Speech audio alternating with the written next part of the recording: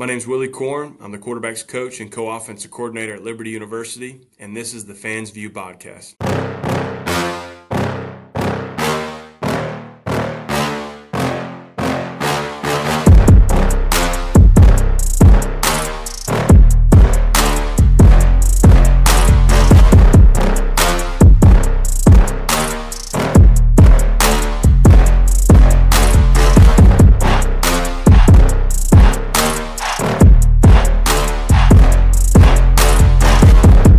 What's going on, everybody? Welcome back to another episode of the Fans View podcast.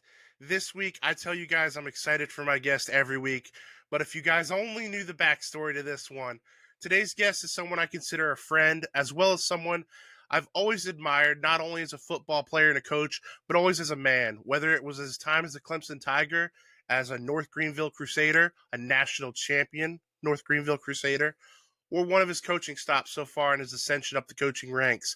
He's always been the model of positivity and making the best of any situation. I want to welcome today's guest on, Liberty co-offensive coordinator and quarterbacks coach, Mr. Willy Korn. Willy, how are you doing today, brother? I'm good, man. Thanks for having me on the show. Absolutely. Appreciate the time.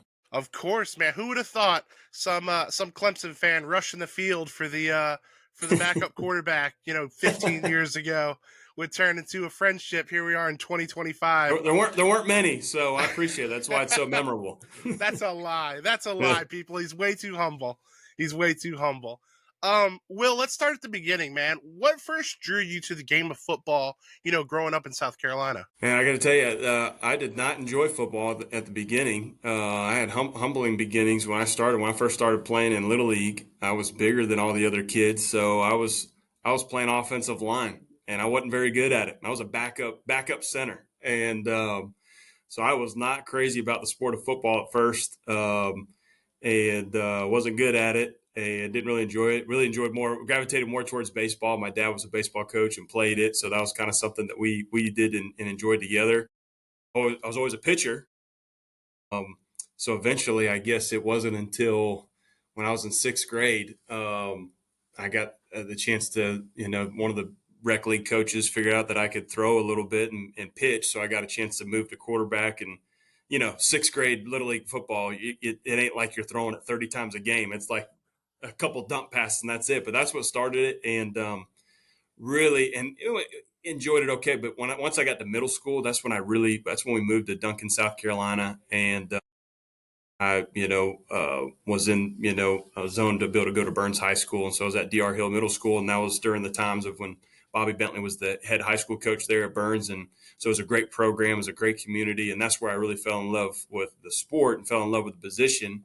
Obviously, we had some success, but I just enjoyed the game. I enjoyed the camaraderie, the locker room, all those different things. So, but it was not like, just start out and just enjoy it. No, I was with the big boys up front and watching from the sidelines to begin. Love that. I love that. And you're so humble. I knew you would downplay it. For people that don't know, maybe you're not in South Carolina or the region, Burns High School is a powerhouse, was a powerhouse, especially, when Willy was there. Obviously, you were highly touted coming out of Burns. What do you remember most about that recruiting process and eventually landing at Clemson? I was a Clemson fan from the time that I first went to my first game. Before we moved to Duncan, we lived in Anderson, which is right next to Clemson University. And we moved there when I was in fourth grade. And I can remember going to my first game when I was in fourth grade. I went with my dad and my two younger brothers. And we would always get, general admission, and we'd sit at the very, very, very top corner. And yes, like the most precious memories of growing up, going to games with my dad and going to games with my brothers. And we would watch the game. Obviously, we'd be rooting for the Tigers. We'd have our Clemson gear on. But the two main attractions were, number one, going on the field after the game and playing catch with my dad or playing catch with my brothers. Like that is just such a special memory, special experience. It still is for a lot of kids growing up in the state. And then the other big attraction was, the plate of nachos you get from the concession stand. So nachos and running on the field after the game. But that was so that was a dream of mine. Going to games at a very young age, and didn't particularly love football playing football at that age, but Clemson University, I was a fan. I wanted to rub Howard's Rock and run down the hill. I wanted to be a part of that. And so fast forward, we moved to Duncan and got a chance to start as a sophomore and got my first offer after my sophomore year from Tommy Bowden when he was the head coach at Clemson. And it was done. I didn't need to be recruited I didn't need to be recruited. They could have, after they offered me, they could have told me, hey, you're gonna, screw you. Hey, you give me the opportunity to come, I'm coming. So Yeah, absolutely. that was just the dream. So I committed before my junior year and tried to recruit other players to come along with me. But a dream realized when that day happened when Coach Bowden extended a scholarship offer to me, and that was it. Recruitment was shut down almost immediately. David Blackwell was the linebackers coach at the time, and he recruited Spartanburg County.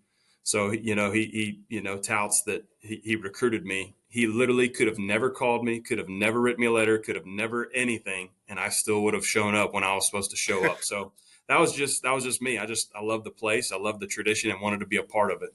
I love that so much.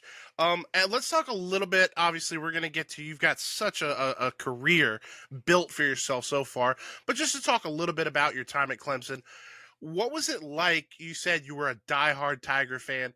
What was it like putting on those pads and getting to run down that hill finally, and coming in with such high expectations? I mean, again, people have to understand that when you were coming out of high school, you were touted as, you were Trevor Lawrence, you were Deshaun Watson before those guys were, at the school. What was it like coming in with such high expectations? Some people at Rivals really screwed up the scouting report there, just a little off the mark. But no, I can remember it clear as day.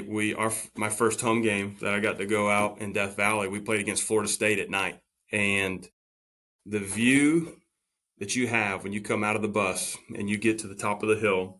And I don't know how I was able to do this as a freshman. I shouldn't have been able to get to the front, but I weaseled my way to get to the front because this is a moment I've been dreaming of for years upon years upon years. But the view that you get of Death Valley when you first come out underneath the scoreboard, right behind the rock, it's like goosebumps thinking about it. Yeah. And it just is unbelievable. And we played really well that night, and we won.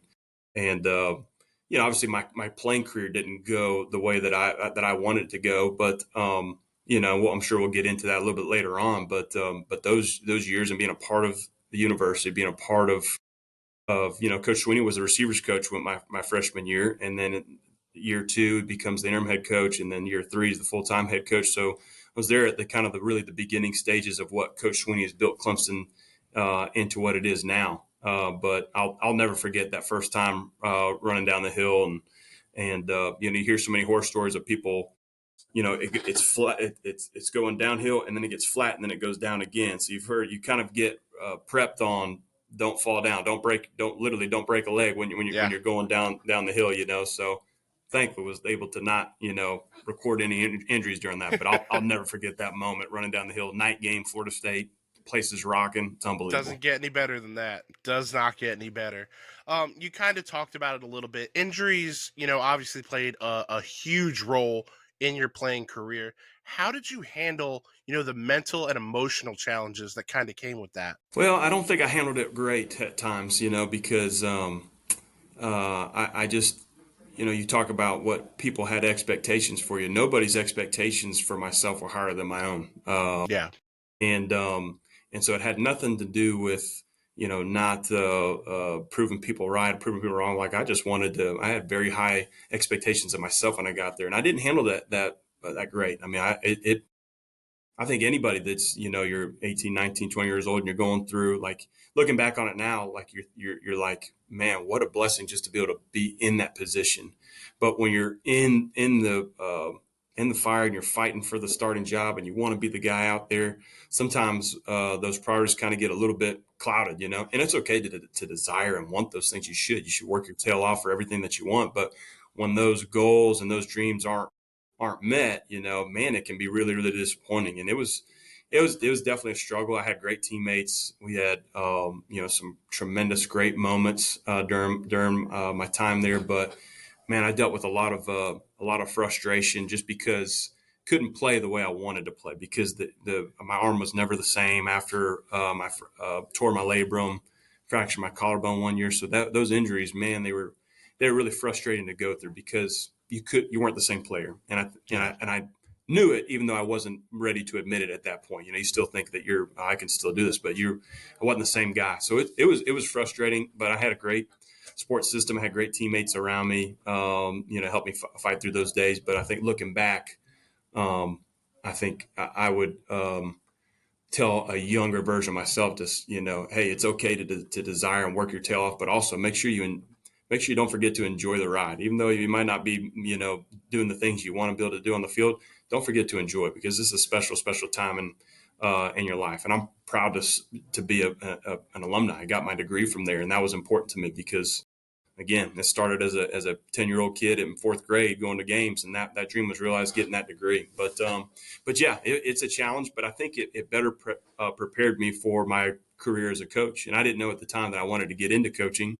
I got my degree in communication studies, thought I wanted to go into broadcasting, and wanted to sit next to Kirk Herbstreit one day, on college game day. But I think once I got a little taste for coaching, I realized, man, this is the path. This is what I want to do, because you still get the competitive drive from it. You still get the camaraderie of being a part of a locker room, the teamwork portion of it, pouring into other people's lives. But I think all those disappointments help set me up to, I think it gives me a different sense of credibility when I talk to guys, because I didn't have a career where it just went perfectly. I had injuries, I had setbacks. I got, never won the job and all that stuff. So I think it just allows you to speak to people from a different standpoint, and I think they can relate to you a little bit better as opposed to if it just had gone perfect and won the job and won all these games in the NFL and all that stuff. Yeah, definitely credibility there too, but I think it's different credibility of when you're dealing with players, and how we've got a team of 105 players. How many of them are going through those valleys? There's plenty of peaks. There's a lot of valleys. I think it better suits you when you can try and encourage one of our players that's going through something similar. Yeah, absolutely. And to just wrap up the time at Clemson, we kind of just talked about it a little bit. One of the most talked about moments, obviously, unfortunately, of your Clemson career was the controversy that surrounded the quarterback competition. I believe it was your junior year, the off season before your junior year, between you and Kyle Parker. Mm-hmm. How did you feel about that situation then as opposed to now? I know from a fan perspective, this is the Fans View podcast, us Willy Korn, it was like a divide in Clemson Nation. There were the Kyle Parker fans that wanted him to go play baseball, and then there were the Willy Korn fans. Obviously you've talked about how maybe you didn't handle things the way you wish you would have back when you were 19, 20 years old. What was your mindset at the time? Was it kind of sour grapes? Like, I didn't get the shot maybe that I feel like I should have? And how has that changed over the years? Well, and I think when you're in the moment, I think you're always, it's going to be natural to be a little bit bitter, like, because you want the job. They named Exactly. Kyle Parker their starting job, and you desired, and you felt like you worked your tail off for it. But when you become a coach, you see things from a different perspective. Which guy gives our team the best opportunity to win the football game? And when looking back on it, Kyle literally had $1 million arm. I mean, he's a very, very talented player. He got drafted in the first round by the Colorado Rockies. Come on, Yeah. So a very, very talented guy. I always tried to be a good teammate to him and have his back. And, we had a good relationship, good friendship while we were in school together during those 2 years. But yeah, man, it was disappointing. You really, really wanted it, man. And I think when I look back, I always try to be a good teammate to him, but I think there's probably certain days where I could have had a better attitude at practice. I could have had a better attitude on, not that I was, getting into arguments or disagreements, but like I said earlier, I think you go back and talk to your younger self, you'd say, man, just make sure you enjoy it. Make sure you enjoy it. This is a special time in your life. And yeah, it might not be going exactly the way you want it, but it'll all work out in the end the way it's supposed to. And just trust the good Lord, work hard, treat others the way you're supposed to, the way you want to be treated, and everything will take care of itself, So,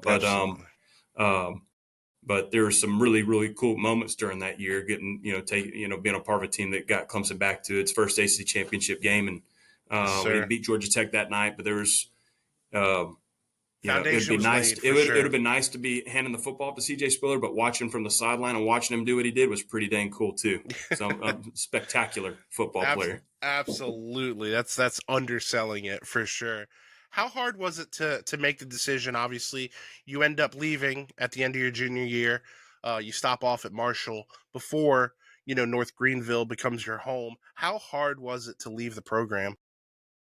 It was just because of the friendships that I had, and I think everybody would say that. It's a little bit different now because back then I stayed until I graduated, so I was Hmm. there for 3.5 years. It's different now. Guys will come for a year and then you'll move on. So maybe you don't have as much time to develop those friendships and relationships that you did back before it wasn't quite so open for guys to transfer so rapidly and so quickly. Back then, you really had to hang around until you graduate. You need to become a grad transfer to open up the most opportunities for yourself. So I think the most difficult part was I loved the university. I loved my teammates. I loved so much about it. But I also knew at the end of the day, like for me, I really, really wanted just to get. Didn't matter where it was. Ended up at North Greenville, so it didn't matter where it was. I just wanted to get on the field and compete Yeah. and restore that joy from the game that had been lost a little bit. But that trumped, wanting to stick around and be the same guys and all that stuff. Yeah. And boy, compete did you ever, Will? Obviously, like we said, you had a little stop off at Marshall that just didn't work out for whatever reason. We're not even gonna go there. But you end up at North Greenville. How did you end up, becoming a Crusader? Like how did that opportunity come about? Trailblazer now. They changed the school mascot, Oh, look, but hey, okay. Well, hey, you I'm were a a Crusader though. Crusader. There you I'm go. a Crusader. There you go. No, man. I went to Marshall. Marshall was the only Division I school that was still giving me an opportunity to play quarterback. So I still had this drive to be able to prove that I could do it, prove that I belong. And I really kind of knew in the back of my mind, in the depths of my soul, I knew I probably needed to go to a smaller school just because I wasn't the same player, just wasn't. But at that Yeah. time, good luck telling yourself that you're not able to do something. Yeah. So I went to Marshall for June and July, summer, and for fall camp. And we're a week and a half, 2 weeks into fall camp, and they basically said, we're going to go with the other two guys, and we want to move you to safety and try to get you to play special teams eventually. So at that point, man, it was disappointment after disappointment to the point where the joy for the game had been kind of robbed from you. I kind of dreaded going to practice and all that. And my dad emailed just schools close to home, a couple hours away from home, the smallest of the small schools. And hey, does anybody have a need? And Coach Chadwell was the head coach at North Greenville. And they had two, I don't know what he was doing during practice back then, but he had two fall camp injuries to his first string and his second string quarterback. I don't know if he had them live and he's getting them tackled, all through fall camp. I don't know. But what it did do is it created an opportunity. Coach Chow was the only person. My dad probably sent a dozen emails to schools close in the area just to try and get back home and just, finish out and enjoy it. He's the only one that responded back to him and said, "Yeah, we lost two of our quarterbacks. We need one more. Would love to talk with you." And then, ended up transferring to North Greenville like a week and a half before the first game. It ended up being obviously when you have this dream of going to Clemson your whole life and being the guy there, and then it's kind of disappointment after disappointment. It gets a little embarrassing. You're back home and you've kind of been this, you haven't reached your goals and all that stuff. But North Greenville changed my life, changed me because it restored my joy for the game of football. Before that, I never would have gotten into coaching because I was just ready to be done with it and move on. Yeah. And I don't know what I would have done. It would have been something different. Never would have gotten into coaching. I met my wife. My wife played volleyball at North Greenville. I met my wife there. I gave my life to Jesus my last year at North Greenville. And because of that relationship with Coach Chow, it gave me the opportunity to begin coaching. He gave me my first coaching job. I was really the only guy I've ever worked for. I've been with him since 2010. Been a long time. Been with him for 15 years now. Guy hadn't figured out that I needs to, improve his staff and leave me aside. But the place changed me, changed my life, changed the direction of my life. And I'm so thankful and grateful for that time. And man, you talk about just being around guys that just love the game, the Division II level. There's guys that are working jobs during the week just to be able to support themselves playing ball, So it was Yeah. such a great time, such a great, so many great memories. And like I said, it just changed the trajectory of my life completely going there. I love that answer, man. You really are such an inspiring story because, like you said, you had to deal with the highs as well as the lows, and it's just seeing you come out on the other side, man. It's just I can't tell you enough how inspiring it is. Um, what is it about Coach Chadwell? Be it his approach, just his personality, that made you guys just click instantly. Well, I think one of his greatest strengths as a head coach is he, even still to this day at Liberty, he never loses sight of making the game fun, making what we do enjoyable. Like today, we've got all of our players just came back this on Sunday. We've got all of our team back for summer workouts, and he demands a lot from his players. We work extremely hard. There's a high level of accountability, but he never loses sight of making it enjoyable, making it fun. So we've got like a wiffle ball tournament today.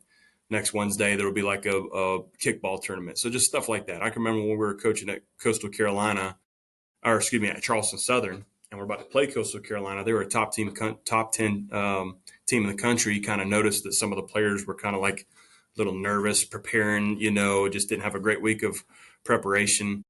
And our team, we didn't have team nutritionists back then. You had a 10-man staff. Now we've got at Liberty you got 40 people on your staff, but you had 10 people, so there was no nutritionist. So if we had a nutritionist back then, they'd probably like, no, let's not do that. But he brought an ice cream truck out to practice after practice, just to kind of like just relax. Let's just enjoy it. Let's just go compete and lay it on the field. So I've always admired that about him. He's always done a great job with that. And part of the reason that so many of us have been with him for so long, like our running backs coach Newland Isaac was the running backs coach at North Greenville. Played for Skylar McGee, our defensive coordinator, was on that staff at North Greenville. So many of the staff, guys on our staff, are guys that were with us at Charleston Southern, and then Coastal, and then Liberty. Part of the reason for that is we all demand a lot from each other and from our players, but again, you don't feel like you're having to sacrifice who you are as a husband or as a father to be able to do this, because a lot is required. It requires a lot. It requires a lot of hours. It requires a special spouse at home to be able to deal with just what is required from us. But he always does a great job of trying to put this a schedule together where you feel like you're not having to choose between the two.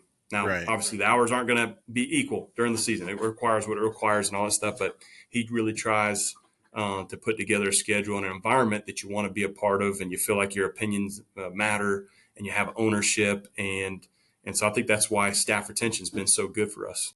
Yeah, absolutely. Hey, you. Yeah, watching this right now. I see you. If you're enjoying what you're watching, I've got one quick favor to ask, and it only takes a second, costs you nothing, and makes a huge difference. If you could go ahead and hit that like button, maybe drop a comment. If you haven't already, make sure you're subscribed. Doesn't seem like much, but for small creators, it's everything. So let's help more people find this channel and keep the content coming. And honestly, I'm pretty sure the podcast will be really grateful. So if you're having fun, you like what you see, make it official, click those buttons. And the Fans View podcast, we'll see you next time. Yeah, absolutely. How has your role kind of evolved over the years, working under him? Like you said, you've been with him since the very beginning of your coaching career, be it North Greenville and then Charleston Southern and Coastal. How have you kind of evolved? Have you taken on more of the offense, or has it always kind of been, a collaborative effort with you guys? Yeah, I mean, role and responsibilities changed over the years, but I think, even my first year coaching receivers for him in 2013 at Charleston Southern, I think that's another thing I've always enjoyed about working for him is it is collaborative. Everybody has a chunk of the pie, and everybody's opinions and ideas are heard. I mean, if you have a play recommendation, it's going to get called, but always felt like, even as a first year coach, always felt like my opinion mattered and was listened to and all that. So, but my first, we were at Charleston Southern for 4 years. I coached the receivers for 4 years there and became the recruiting coordinator my last 2 years. At Coastal, our first 2 years, I was a receivers coach. And then in 2019, I switched to quarterbacks and was co-offensive coordinator starting in 2019, and still have the same role today. Coach Chadwell had always called plays up until 2022, and that was my first year calling it. So I've called plays the last 3 years. This will be my fourth year doing it. But even when he was calling plays, or when I've started calling plays, it's always been a team, group, collaborative effort. Newland Isaac, our running backs coach, is a co-offensive coordinator and is a huge focal point in that as well. And I think one of the strengths and advantages that we have as a staff is we've been together for so long. We see the game similar, different enough where we have different, maybe contrasting opinions at times, but I think that's what you need to be able to put together a successful game plan. And so, Right. But that's how the roles have kind of changed over the years. But it's always been about collaboration. And if you're in that room with us and you got an idea, you want to create an environment. Everybody says, "Oh, I want to create an environment where everybody's ideas are heard." But I think is that reality for most places. But for us, like, we had a student assistant last year that noticed like a little wrinkle to one of our routes, and we're like, "Yeah, that's a good idea. Let's freaking do it." So I think if you're going to say that, it's got to actually mean something, and you got to go by with it. But that's the environment and the game planning collaboration process that goes back to how he did it when we were together at North Greenville way back when. Absolutely. And I can't have you on, Will, and not talk ball. As we kind of round this thing out, what would you say are some of maybe your core principles or your philosophies that would kind of like define your offensive identity, if you will, as a duo with you and Coach Chadwell? Well, we're a spread option offense. Where we're different is it's a two-back offense. It's 21. We base out of 21 personnel grouping: 2 running backs, 1 tight end, 2 receivers. And that's unique in itself because most teams these days are 11 personnel, 10 personnel, 12 personnel. You don't see a ton of teams that base out of 21. Now we're multiple. We'll put 11 on the field, put 12 on the field, like and rotate things. But the first thing that gets installed, and the thing we want to be about, is being an option-based offense from spread sets with 2 running back personnel on the field. And so that's what's unique and different about us. We want to read as many people as we can in the run game. We want to RPO as many defenders as we can with different route tags, and it's heavy play action and RPO driven to match up with all your base core concepts. But that's who we are. That's how we describe ourselves. And you got to be multiple. It all depends on what can your quarterback do. What is he good at? What is your personnel good at? Certain years you might be more run heavy. We're at the end of the day, we're a run first offense. We're trying to establish the run and then build everything off of that. But what things are you good at? You have to tweak and tailor, maybe be based off the quarterback strength or your skill strength and all that stuff. But that's how I would describe us overall as an offense. And you know what? As you were talking about that and kind of talking about, the personnel you need to fit your system, it dawned on me that I completely forgot to ask you if we could go back to Coastal for a second. How proud are you of not only the success that you and Coach Chadwell and the entire staff obviously had at Coastal, but you guys put a lot of players into the NFL from a college that's not known to be a powerhouse. Obviously, McCall, Likely, Hiley, you had a lot of players get drafted. How proud of that are you as an accomplishment? You just look back and it's such a special time, and football has changed so much in just a short amount of time to where that's going to be difficult to recreate. It could be done, but you weren't dealing so much transfer portal stuff at that point. Yeah. If the transfer portal was alive and the way it is now, would Isaiah Likely been at Coastal for 4 years? I don't know. Probably not. So Yeah. The fact that you got to have that as a weapon for 4 years, game planning was fun. Yeah. And you mentioned. You mentioned mostly, offensive guys. Man, we had some defensive studs too. You got a couple of guys that are still playing in the league as well. C.J. Brewer, the defensive line. You had a Teron Jackson that got drafted. A Jeff Gunner that got drafted by the Cincinnati Bengals. There was a bunch of guys that had tremendous college careers and got the opportunity to play at the NFL level. So it was awesome. It was special. And it was, the COVID season, 2020 season is when it kind of really blew up. And Grayson McCall as his first year as a starter and took that place to new heights. And he'll be in the Hall of Fame one day if he isn't already in there. And a lot of those players that played for us during that time, it was a special run. Special time for me and my kids were born there while we were living there, and you're having all this success of winning football games. But it was a great time.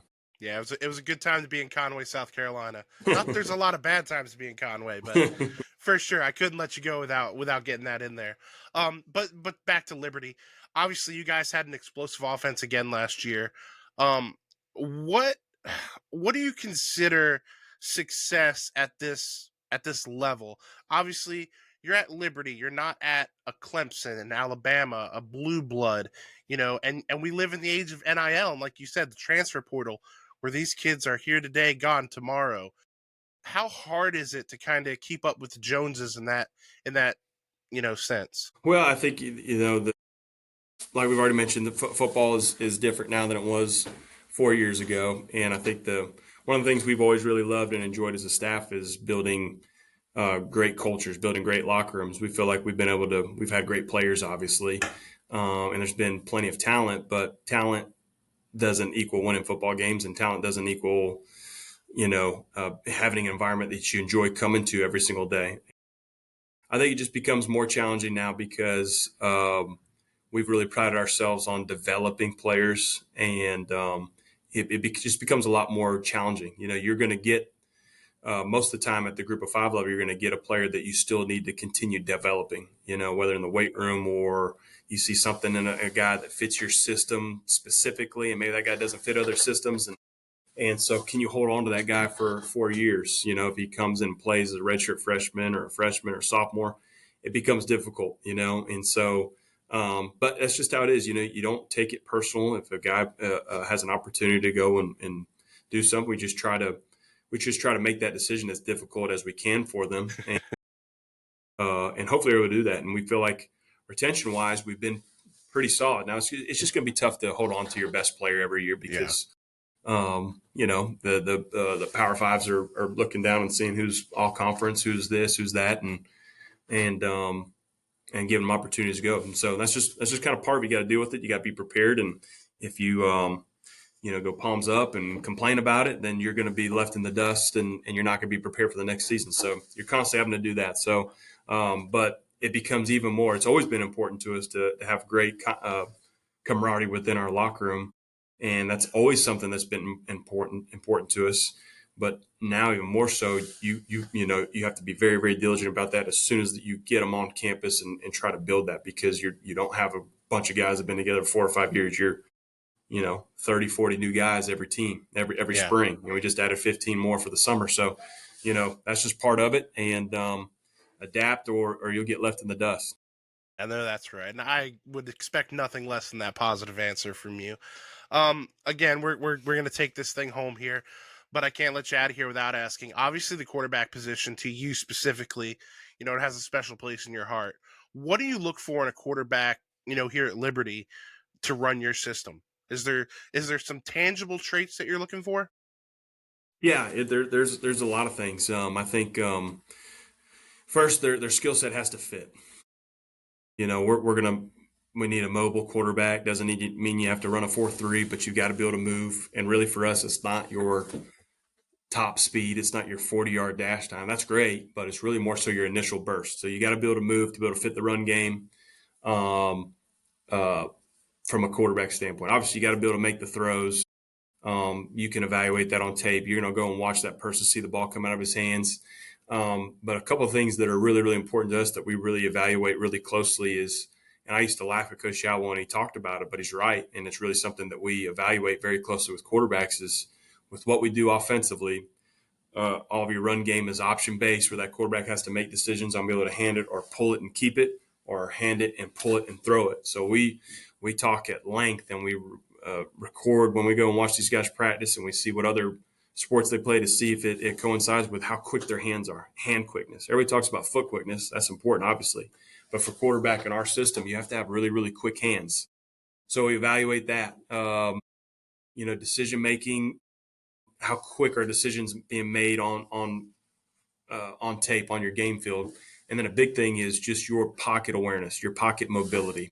There's some guys that you can test in a 40 and they can just crank out a 4.5. They can just fly, but they don't have great pocket awareness. They don't feel the rush very well. They're taking too many sacks, and we feel like hand quickness and your ability to feel the pocket, your pocket awareness, are really things that are really difficult to teach. You can drill them and all that stuff, but you either got it Or you don't. Like Grayson McCall, his pocket awareness was unbelievable. You couldn't get him down for a sack just because he just felt it. And he would get to the third read, and it might be a 6 or 7 yard completion, but you're 2nd and 3, you're 2nd and 4 as a play caller. You can just keep rolling. You're not taking as many sacks. So those are things that are really, really important. And then obviously it's not just about the physical traits. That kind of starts it, and you build a list of, okay, these are the top 10 guys that I think fit. And then you just really start vetting the fit in the locker room, the fit in your position room. Do they love football? Do they care about their teammates? Do their teammates love them? Do they work their tail off? Like just all those types of things. If there's entitlement or selfishness, man, it's really hard to say, all right, that's the guy I want, because just you want the locker room to rally around that guy. And but those are some things that we look for and evaluate when we're going through quarterbacks. So as we kind of look towards 2025, obviously, like you said, the guys are back on campus. You're getting things fired up. What are some of the goals or expectations that, you and the staff have for this upcoming season? We don't really talk a lot about we expect to play for the Conference USA champion. We just don't get into that a lot. I mean, It's kind of an unsaid thing. Like everyone's saying, like our expectation is to play for a championship, but we don't talk a lot about those external type things. We talk more so just trying to, Coach Shaw talks a lot about being our best instead of being the best. When you're talking about the best, you're focused on comparing yourself to somebody else or comparing your team to another team. We try to make it a little bit more intrinsic and focus on what is each player, each coach, everybody that's a part of this program, for you to be your individual best every single day. What does that look like? And so we talk to them a lot about, for you to be able to perform your best, you have to feel your best. And you're not always going to feel your best when you're banged up during the season, but how much sleep are you getting? How much are you well hydrated? What are you putting in your body to fuel your body? Wise, all those types of different things. Everybody is doing position meetings and workouts and jogging through plays and all that stuff. What are you doing outside of those hours? Are you getting a couple guys and come back over here and training together? So that's the big thing. But I think, now more, it's always been this way for us as a staff, but even there is even more an urgency to do it now.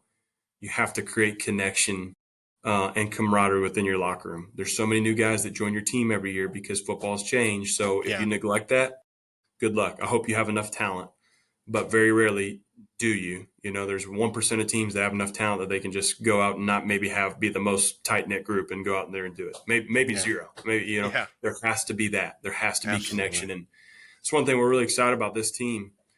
We feel like that we have that. We feel we're seeing guys. We can't mandate them hanging out together. We can't mandate them mandatory fun, is like we would like to call it. But you're seeing these guys go out and play golf together. They're going and doing this together. They're going to the lake together, all those different things. And that's important. That matters. When you have that and you have enough talent, you can overcome. If you have a bunch of talent and then a bunch of guys that aren't connected, first of all, it's not going to be as fun, at least for me. I enjoy it when guys friggin' are having each other's back on the staff and in the locker room. That makes it fun. But you're also be able to push through some of those difficult times that are inevitably coming. So I think that's the biggest thing for us this summer. Yeah, get bigger, faster, stronger, understand the playbook, obviously. But how much connection and camaraderie can we create in that locker room? If we have that, then the results will take care of themselves. Absolutely. And to kind of to wrap this up on your coaching, Will, you've gone from being, as we said in the beginning, you were one of the most talked about players coming out of Burns, back in your playing days, to becoming one of the sharpest young minds in football. What's been the most rewarding part of your coaching career versus your playing career? I think just looking back at the playing career, having a different perspective now than I had then. Now I look back and I'm thankful. I got an attitude of gratitude for, the things that didn't go my way, because again, now I feel like it just makes me a better coach. I think it makes me a better husband. I think it makes me a better father, because I think your perspective has just changed. It's not about just you're not outcome oriented. Obviously, in this game, you got to be out. You got to win enough football games, or I won't be sitting in this chair very long. They'll find somebody else to do it. We know that. Yeah. But the perspective has just been shifted, and now, one of the greatest memories I have of Coach Sweeney that really impacted me was when I was going through some of those difficult times. Coach Sweeney didn't recruit me. He wasn't my position coach. But, it was after my second year and was battling injuries and wasn't playing very well. And I think he saw it on my face. He kind of saw bad body language, and he could just see that, there's some frustration going on. I can remember he pulled up to the facility as I was walking out. He said, "Hey, man, get in the car." Okay. Got in the car, and we just drove around Clemson for 30, 45 minutes, and he's just letting me vent and talking, and he's encouraged me. I can't remember what he said, but I remember he took the time. He wasn't my position coach. He didn't recruit me, and went out of his way just to encourage and build me up. And so that's always stuck out with me. I want to be that type of coach to somebody else. And there's a lot of our guys that are having successful careers and doing well in playing, but there's a bunch of them that maybe aren't achieving the goals they have for themselves. So always being alert for when you see a guy that is struggling. You can see it on their face. You can see it on their body. That guy's not having a great day. What can I do to encourage him and lift him up? And because I think, the good Lord's opened doors for me in my coaching career to be that. It's not just about scoring points, winning football games. We know we have to do that, or else I won't be here very long. But it has to be more than just that. And I think that's the biggest thing that's stuck with me from playing days. That's changed me and helped me grow. And coaching wise, it's just like it's relationships. It's relationship driven. I love the camaraderie. I love being a part of a team. And we always talk about our relationship with our players, and that's great and it's important. But it's also with your fellow coaches. I mean, these are some of my best friends. Been with these guys for 15 years now. So I think those are the wins, the trophies, the ring. Those are great, but people forget about those really, really quickly. And that's what I try to talk to our quarterbacks about. We have a quarterback competition right now going on, and I try to make them understand and realize, like, I know what it's like sitting in your chair right now. Like, you want to achieve these goals, and you think your legacy is going to be how many games you won. That's important, but people aren't going to remember that. People will forget that very, very quickly. Your teammates remember what kind of dude were you, what kind of teammate were you, and that maybe not in the short term, but in the long term trumps anything that you do out on the field. Very well said, Will. Well said. My last two questions I love to ask everyone because it gets to the meat of who you are as a person. Not that we don't already know that from this interview, but this is the Fans View podcast. What's Willy Korn a fan of, when you're not, coaching football, when you're just dad, when you're just husband Willy? What are you a fan of? I am a fan. I've really gotten into fishing the last few years since I've been up here. So I really enjoy fishing. I'm hoping my kids get into it. I used to enjoy golfing, but when you have kids and it's hard to make that, hey, I'm going out to golf in the afternoon and stuff, So I've really gotten into fishing. I go really early in the morning before the kids wake up. And so that's something. We got the James River that goes right through downtown Lynchburg. So there's some pretty good fishing up here. So I've really enjoyed getting into that. So, and again, I can't thank you enough for coming on the show, man. This has been, since I started the show, you were the white whale that I was always going to chase. So we're going to wrap it up. You need to set your your goals a little bit higher. You're too humble, my man. You're too humble.